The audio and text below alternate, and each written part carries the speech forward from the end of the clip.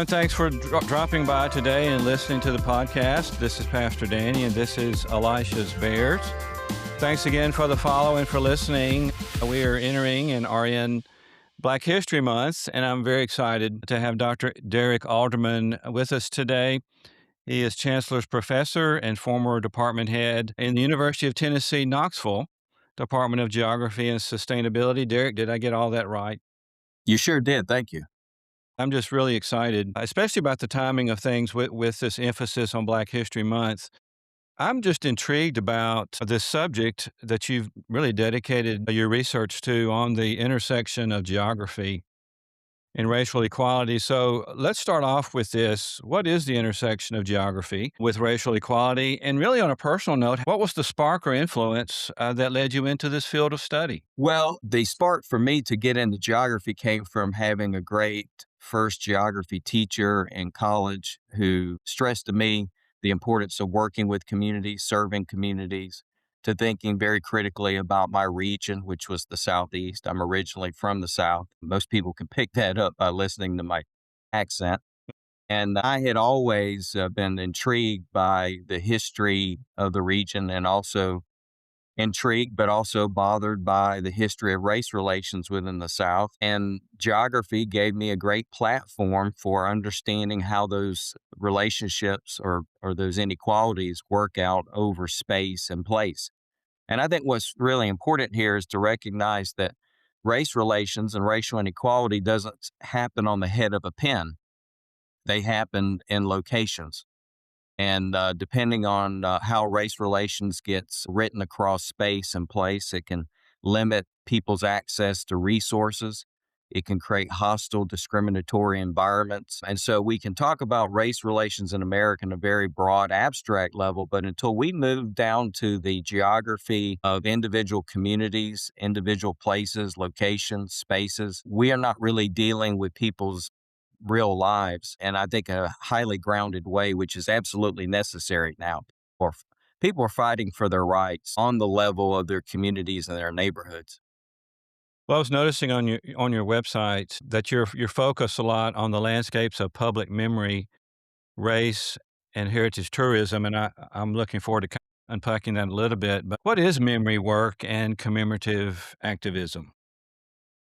Well, memory work is a fancy $20 academic term, but in a very intuitive level, memory work is about coming to terms with historical injustices, inequalities. It's also a recognition that we have not always remembered the past, memorialized the past in equal ways. We have tended to gloss over some of these injustices. We have tended to ignore certain groups that have struggled through those inequalities.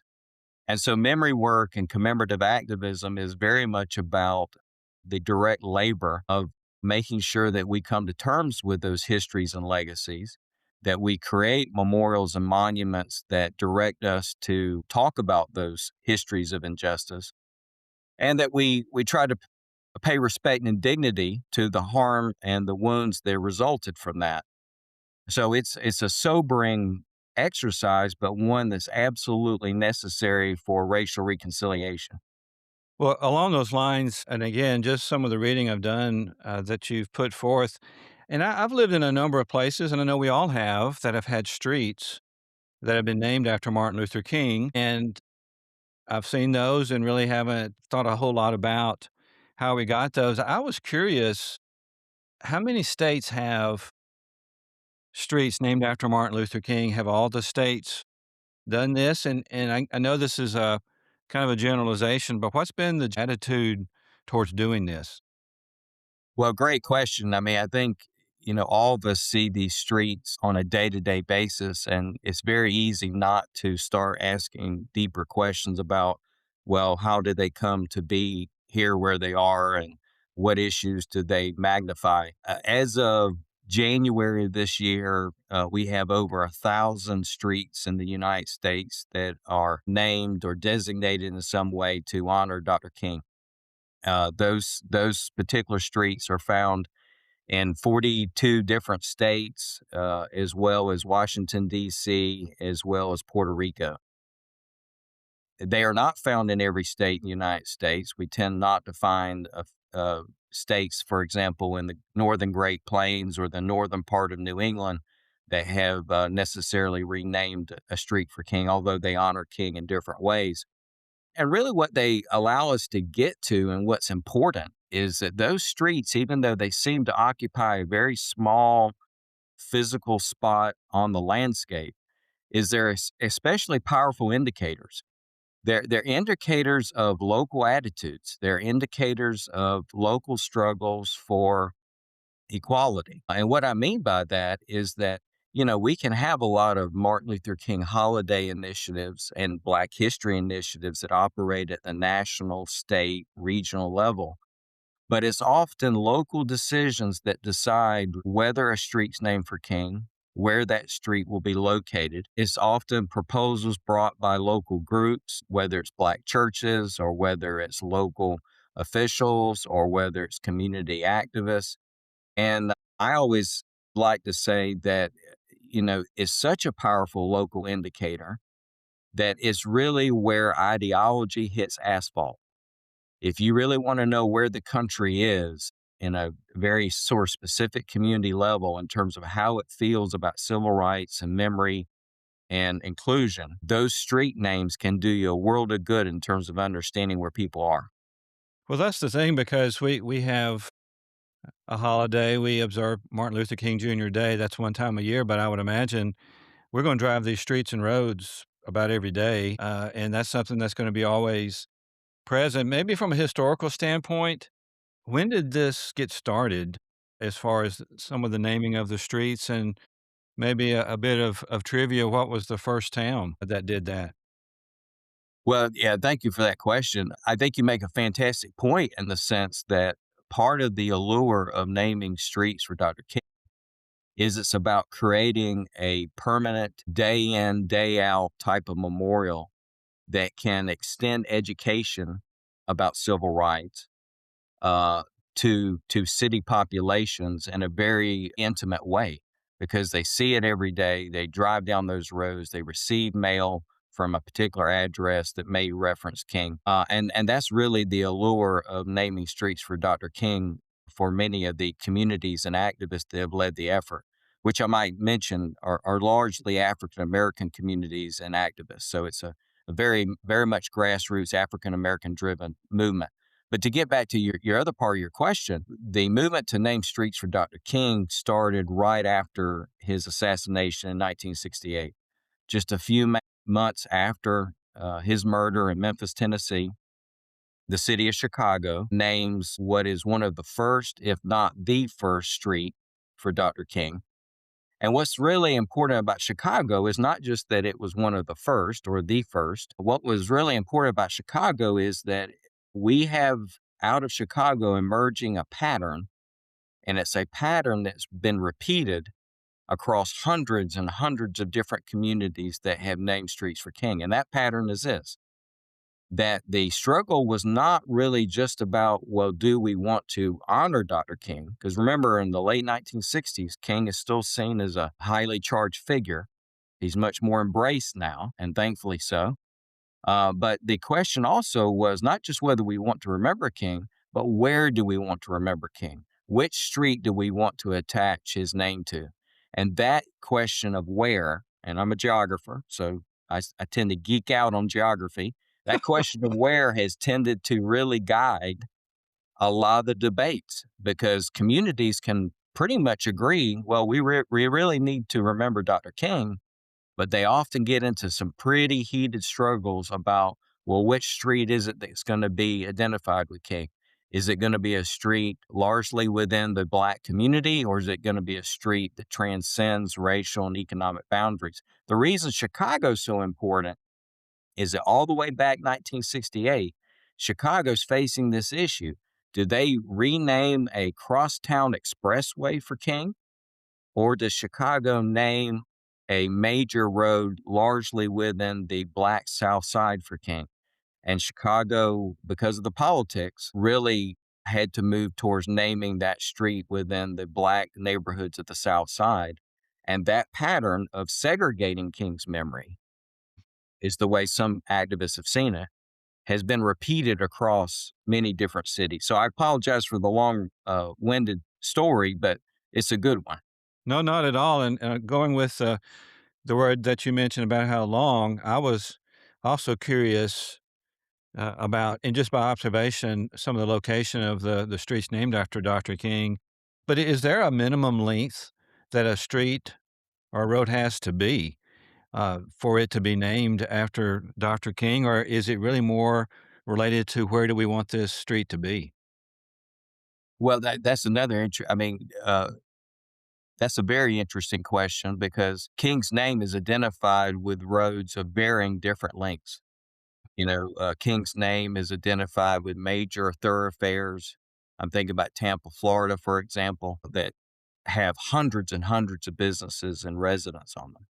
And then King's name is also identified with very small side roads tucked away in small towns and rural communities. So there's no strict definition of how long that street has to be. And in fact, some cities have opted to only name parts of streets for Dr. King because they don't want to have to force people or businesses on other parts of that street to have to undergo an address change because they fear the controversy from it. One of the things I would point out to you is that for many of the communities and activists and advocates who lead the charge for renaming streets for King, the length of the road matters a great deal. And one of the things that they do not want to see happen sometimes is to have King's name marginalized, That's have right. his name and his memory marginalized within the urban geography of their communities. I would imagine that those who are interested in that pay particular attention to what you just mentioned. For those places that may not rename a street after Dr. King, are there some other ways that they might could select to remember him and his legacy? Yeah, and we see great examples of this across the United States and here in the South. We see school programs, we see prayer breakfasts, meetings, we see traditional memorials and monuments. So, a street name is a form of a memorial, but most of the time we think of memorials as being statues and monuments and even museum exhibits. And so, for example, just the other day, I heard that Augusta, Georgia, which has a street named for Dr. King, is building a statue to Dr. King. We know we have prominent statues to King, for example, in Asheville, North Carolina, have prominent statues to King in Milwaukee, Wisconsin. And so there are a whole lot of different ways in which communities have remembered Dr. King. Some of them carry out community service projects. They completely embrace King's devotion to economic community justice, and so they use that time to do service. One of the things I think is important to realize is that many of the communities that lead the effort to naming streets for King don't necessarily argue, well, naming a street for King is the only way of remembering King. They often like to think about, well, how can we use that street naming to connect to some of these other ways that we're remembering the civil rights leader? So, for example, in Greenville, North Carolina, where I worked before coming to Knoxville, we have a Martin Luther King Street there. And every year they hold a terrific parade, a terrific march down that street to, on a bodily sense, to connect to King's memory and to keep demonstrating its relevance beyond just the street sign. In one of your articles, I came across you were writing about the importance of maps, and this article was Black communities are using mapping to document and restore a sense of place. And how do maps do that? Well, that particular work that you're citing is part of a larger project that I'm carrying out called the Living Black Atlas. And the Living Black Atlas is an effort to recover, to amplify the ways in which African American communities have used and made maps on their own terms to deal with and combat racism, to restore a sense of place, as I was getting at with that particular piece, or to educate the broader community, the broader public about their historical and social significance within America. And what that's led me to do, it's a fascinating project that I've done with a good colleague of mine, Joshua Inwood, up at Penn State, is it's allowed us to actually move beyond these highly technical understandings of maps, like global positioning systems or geographic information systems, and move into the way of thinking about maps as part of people's lived realities, the way that we connect our identity with a map, and the sense of how does one have an identity in America? Often by being on the map.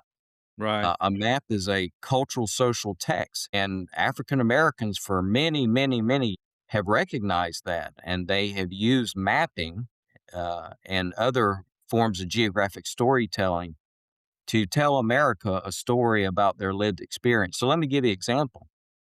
So in the early 20th century, facing just horrendous racialized violence from lynching, the NAACP, the Tuskegee Institute, and other activist groups actually mapped the location and frequency of murders at the hands of white lynch mobs. And they used those maps to go to Washington to actually try to convince Congress at that time to ban that kind of violence, to assert some sort of intervention. Fast forward to right now, we go to Detroit, Michigan, and what we will find is there is a Black women led organization called We Are Detroit, who are using maps, digital and otherwise, to actually map where people's water is being shut off unfairly and leaving people without essential services and resources. And the other thing I would say, because I could talk really for the rest of time about this, is that the Living Black Atlas has taught me as a geographer, because geographers are supposed to know everything about maps, which isn't really true. It's taught me as a geographer that we really need to rethink what a map is. We need to rethink and expand who is a map maker. It's not just academics like me. They're everyday people like African American communities. And it's also pushed me to think about the kind of social work that maps should be doing in terms of really being responsive to people's lived experiences and struggles. The last thing I would say is we've learned hard and good lessons that maps are not completely confined to what we think they are. Maps can be highly creative ways of writing people into the American scene. And I would point your audience to a really fantastic example of this is the Folded Map Project, again, out of Chicago. The Folded Map Project is where we have a Black artist, Black activist, Tanika Lewis Johnson, who has, in many ways, quite literally folded the map, bringing segregated north and south sides of the same street together to not just show what life is like on those different sides of the street, but to actually bring the people together to have discussions, to actually engage in reconciliation. And I mean, that is mapping. That is the real mapping. That is mapping for a cause. And I'm not sure all of us geographers and cartographers are making such an impact as that. That's what I find fascinating about it, Derek, because typically when we use a map back in the days when people actually knew what a map was before, GPS and so forth, but a lot of times we'll just use a map to say this is where we're starting and this is where we want to go. But you're contending that the maps are telling stories and wanting to make sure that we recover and remember the stories of African American community. Yeah, and I think another important thing to realize as we consider the role of maps within race relations and racial inequality and Black life is to realize that for much of this country's history, maps have been used in some form or fashion as weapons or as Yeah. negative tools against communities of color. And so, for example, let's take where I am right now in Knoxville, Tennessee, which, all the way from the 1950s to the 60s to the 70s, we had urban renewal here. And urban renewal, which happened across hundreds of cities in the United States, not just here, was really about raising, demolishing poor housing, poor businesses, or what was believed to be blighted areas of the city. In Knoxville, it was not the case. You had businesses and you had residents that were perfectly fine, but they got in the way of what was sort of the vision for urban renewal. Well, guess what? Maps played a major role in mapping out exactly how those communities would be displaced and removed, and how that now leaves us a situation where, as I look out my window in downtown, instead of seeing a historical Black community that had contributed to this city, I see a major highway, and I see concrete and asphalt and actually empty land. And it begs us to think about, how much have we done with maps, whether we think we were doing them with a good intention or not. We can do a lot of harm with maps if we don't question what we're actually doing with those maps. Didn't even think about this and just listening to you, I mean, gerrymandering that we do that, I mean, that's something that is part of our political landscape too. Let me shift gears a little bit on, you founded Tourism Reset back in 2010, and it stands for Race, Ethnicity, and Social Equality in Tourism. What is Reset and why is it important? Well, Reset was established to provide a network of researchers and other professionals who were committed to studying and also challenging inequities, inequalities in the tourism industry and travel. And in particular, there was a very strong element of Reset that was interested in the role that racial inequality played within the history and still the contemporary travel and tourism industry that we have now. And it wasn't just about getting together academics and others who wanted to analyze it or research it. We got together a group, and now it numbers well over 30 different scholars coming from many different institutions in the US and even across the globe. We bring together these scholars to not just research, but to actually think about how can they leverage their research to inform the industry? How can they use their research to educate the larger public? So public outreach, public engagement is an important part of Tourism Reset. I'm very proud of Tourism Reset for many reasons, but it's carried out two big projects amongst all the others it's done. One of them was to take a look at the misrepresentations of enslavement, the history of slavery within plantation museums across the Southeast, and produced a really outstanding book to talk about that, published through University of Georgia Press. We won't make this into a commercial, so I won't do any more of that. But that book has actually been very helpful to informing people who run heritage sites or run historical sites.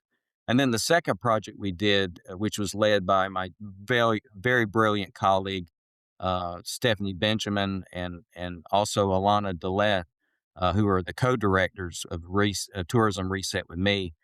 They did an analysis of Black travel. And so they interviewed travelers of color. We're trying to find out what kind of discrimination do Black travelers face right now as we speak. What are their preferences? What are the ways in which they create community and try to navigate and negotiate what is still an uneven tourism landscape? Well, let's follow up on that some about the travel aspect because there was a movie that came out, I guess about 10 years ago called Green Book. Hmm. And that was something that was going on during the Jim Crow area. Could you talk a little bit about what travel was like during that period? And you'd mentioned about the fact there's still challenges that exist today. Yeah. First, I need to be pretty accountable here is that, as a white Southern male, I really can't in any way begin to understand or know exactly the horrendous challenges that face people of color as they traveled in America in the past and continue to travel now. I just want to be very forthright about that. But I have learned a great deal from oral histories, and I've learned a great deal from the communities that I work with. And what I've learned from that is that historically, especially during the Jim Crow era, travel and tourism was, rather than this sort of image of it just being a great vacation, it could be very ridden with anxiety. It was very fearful.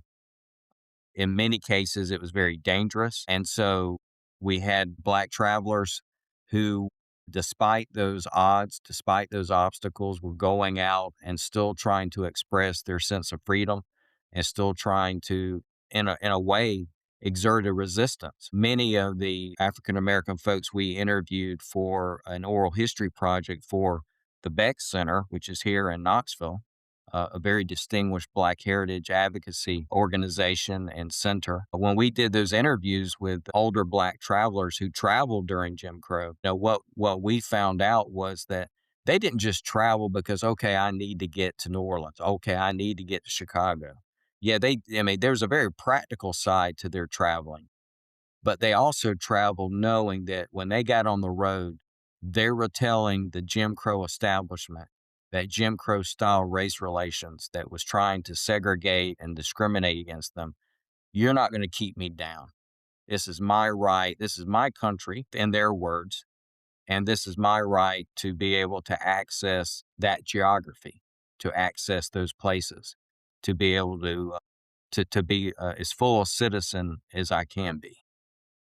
That's incredible just to hear you say that. The very practice of getting in your car or whatever and saying, I'm going to go somewhere, knowing that there may be people there who don't want you to do this, but yet you're making a statement to say that I'm going to do this regardless. And just to say that traveling is a statement about my equality with other people, to say that I'm able to do that. And kind of following up about some of our history, how good are we at, remembering our past, some of the unpleasant aspects, and what are some places that people need to go? Like, are there certain memorials that you might say, "Put this on your bucket list as a place you need to go"?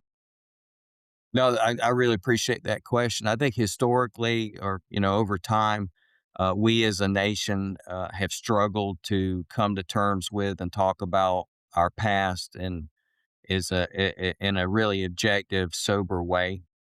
We have tended to gloss over the more uncomfortable and horrific aspects and chapters of that history.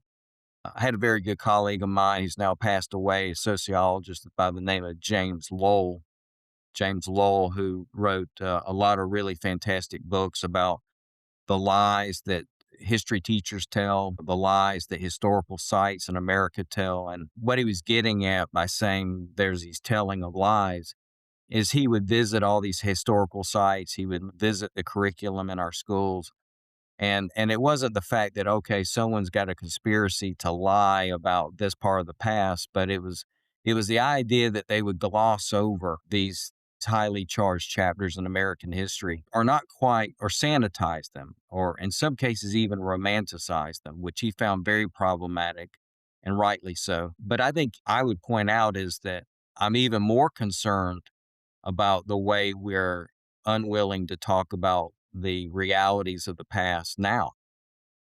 I think historically we've always engaged in that romanticizing and sanitizing, but I think that that's even become done at a higher pitch now because of certain policies about what schools can teach, about certain policies about what national parks can exhibit or say about the past, or even at universities where, we still have academic freedom and we exercise it, but we often feel pressure about exactly what is said or not said.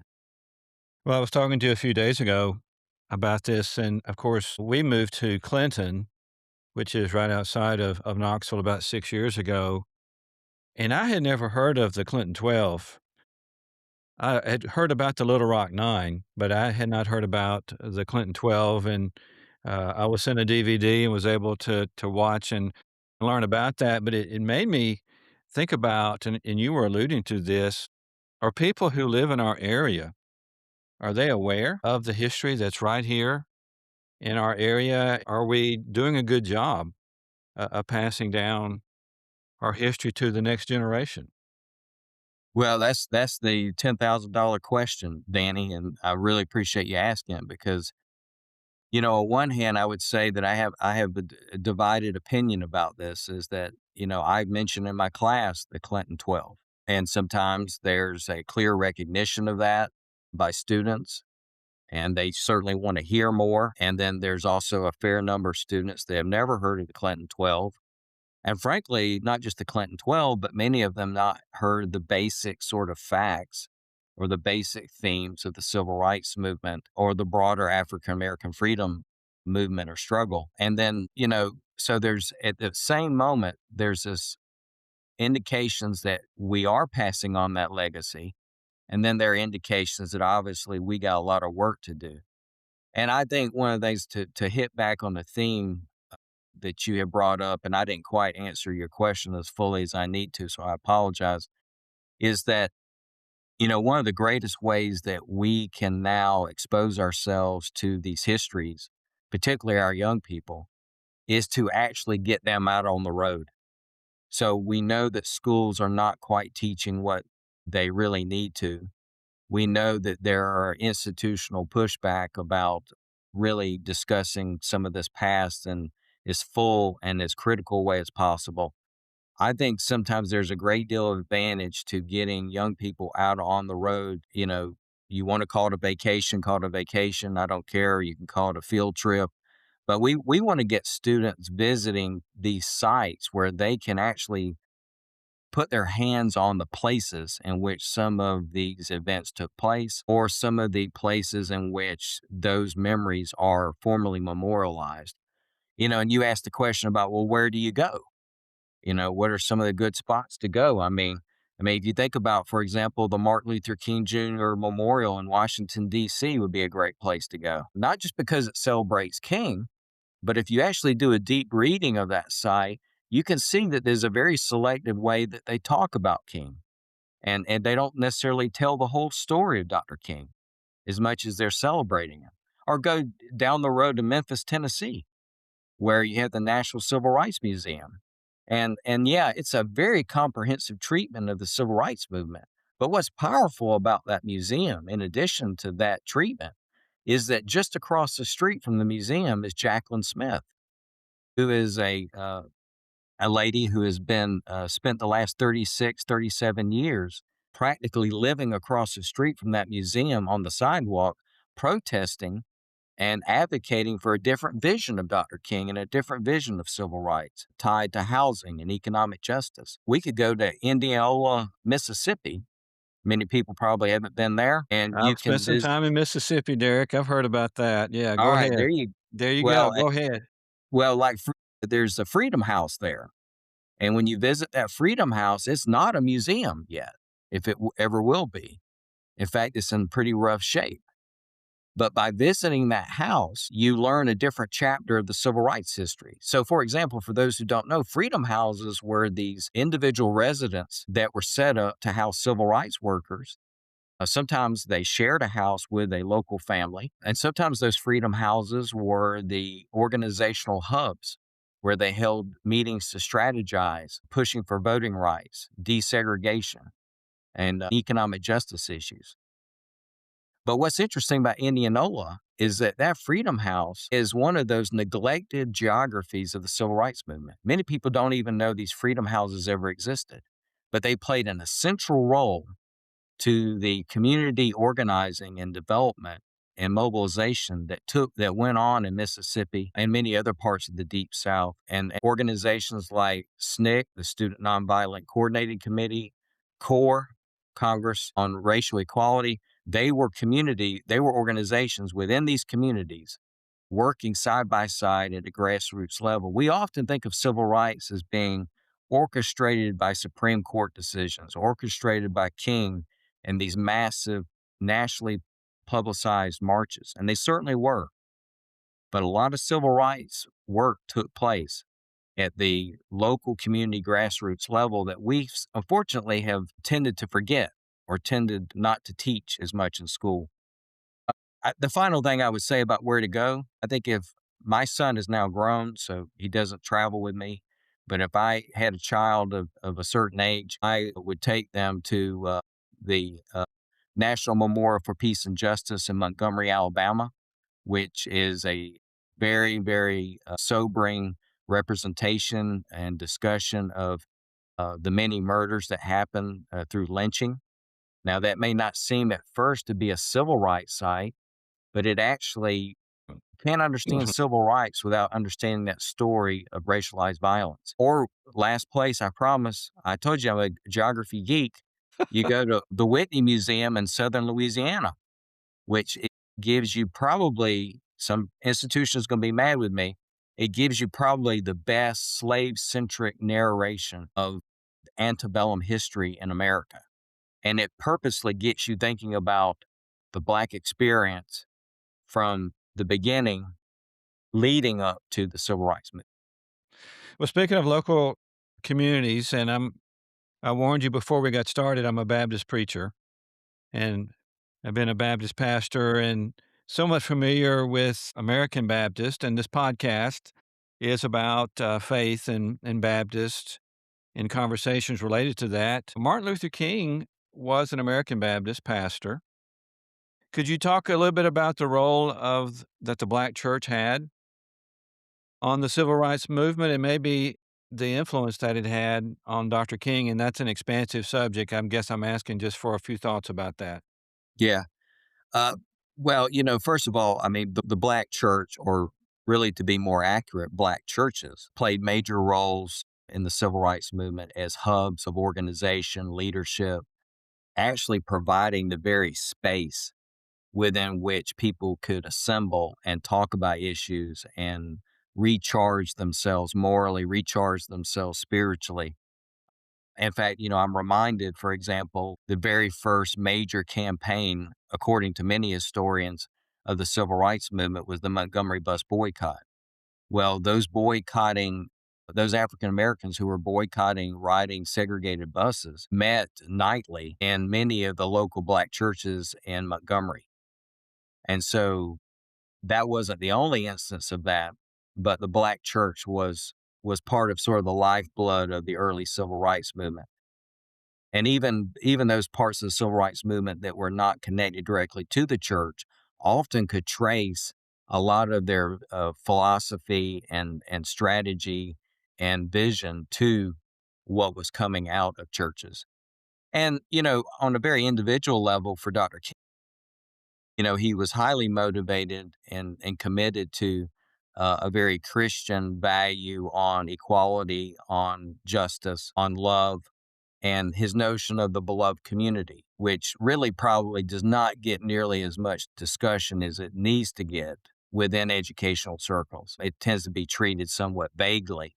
But that notion of the beloved community, it drove a great deal of what his philosophy was, in addition to nonviolent, nonviolence and some of those other aspects. As a professor in your research and what keeps you encouraged and maybe what gives you hope? Well, I think what keeps me encouraged are probably my students, um, and also the communities that I have the privilege to work with and serve. One of the things I would like to speak about is the fact that, and a lot of folks may roll their eyes when they hear this, is this can be a pretty tough time to be a professor.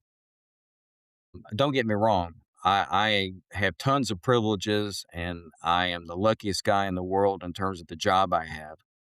But, we're pretty well demonized in a large or restart. We're pretty much demonized in many media and political circles. And I think, unfairly so. And so I come to class sometimes or I work with the community and I worry, say, well, I, I wonder how these attitudes are going to affect my ability to do my job and to try to tell the story that I need to tell. And as soon as I get a little depressed about that, I'm always reminded by the reaction I get from my students or from community partners about how much they're willing to be involved with me. Their hope becomes my hope. And I think that's really what probably keeps me going. I think the other thing that keeps me going is this idea that is particularly a, a person of the South.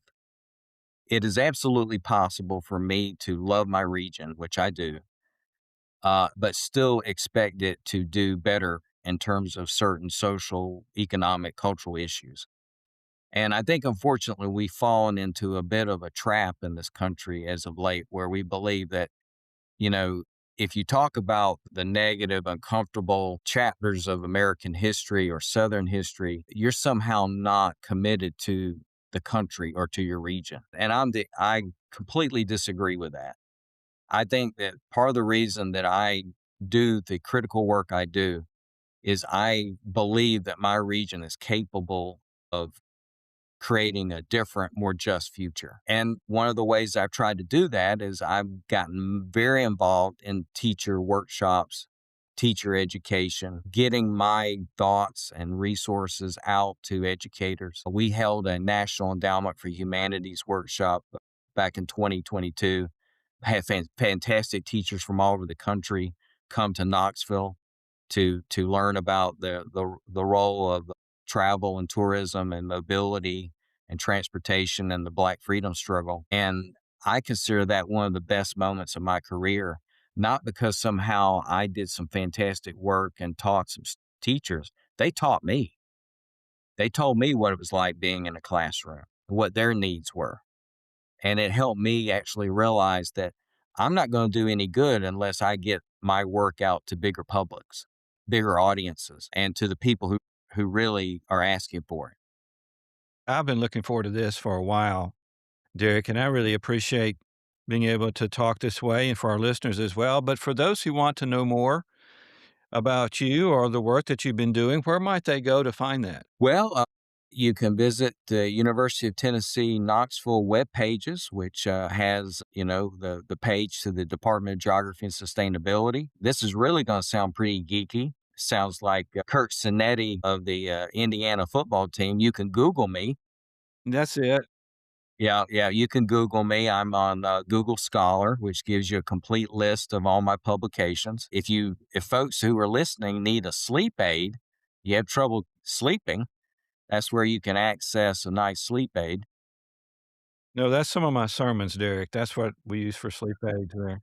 Do you still have your website? I still have a website.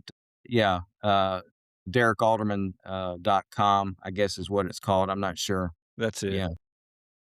Well, Derek, I want to thank you for spending time with me and our listeners. Dr. Derek Alderman is the Chancellor's Professor in the Department of Geography and Sustainability at the University of Tennessee, Knoxville. Derek, any final words before we part ways?